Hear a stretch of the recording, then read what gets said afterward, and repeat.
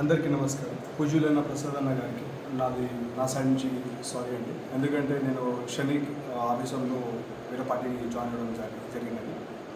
But నా problem కూడా అన్నకి చెప్పడం కూడా జరిగింది. అన్న ఏంటంటే ఆ ప్రాబ్లమ్ని సార్ట్అవుట్ చేస్తా అని చెప్పి కమిట్మెంట్ చేయడం జరిగినది.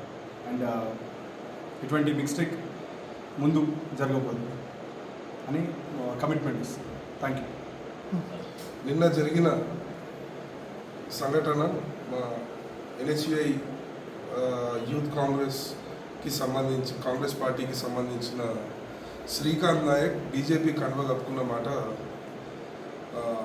పెద్దల వరకు వెళ్ళింది. పెద్దలు ఈరోజు పిలిపించి మాట్లాడినారు. అన్నకు ప్రసాద్ అన్న గారికి క్షణికావేశంలో నేను అన్నా అని చెప్పి శ్రీకాంత్ నాయక్ క్షమాపణ కోరడం జరిగింది. అన్న కూడా ప్రతి ఒక్క కార్యకర్తను నేను కాపాడుకుంటా అనే భరోసా కూడా ఇచ్చారు. కొన్ని ఇబ్బందుల వల్ల శ్రీకాంత్ నాయక్ పోయినా అని చెప్పి విన్నవించిండు. అవి కూడా క్లియర్గా సార్ట్అవుట్ చేస్తా అన్నాడు. ఇక్కడ ఉన్న ప్రతి ఒక్కరు కూడా కాంగ్రెస్ పార్టీ ఐడియాలజీ వాళ్ళు ఏదో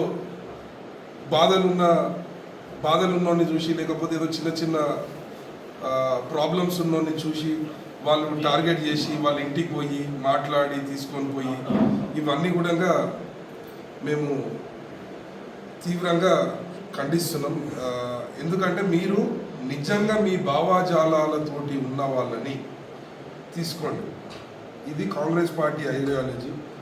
మేమందరం కాంగ్రెస్ పార్టీని ఇష్టపడేటోళ్ళం, కాంగ్రెస్ పార్టీ ఐడియాలజీని ఇష్టపడేటోళ్ళం. మేమందరం వీడు ఉన్న వాళ్ళందరూ కూడా కటర్ కాంగ్రెస్ అని చెప్పి మేము చెప్తున్నాం. ప్రసాద్ అన్నకు కూడా ఏం మాటిస్తున్నామంటే ముందు ఇలాంటి తప్పిదాలు ఏవి జరగకుండా చూసుకుంటామని ఒక రాష్ట్ర ప్రధాన కార్యదర్శిగా నేను కూడా మాటిస్తున్నా. శ్రీకాంత్ నాయక్ని కాపాడుకునే బాధ్యత మా యూత్ కాంగ్రెస్ మీద ఉంది. కాపాడుకుంటాం. Thank you.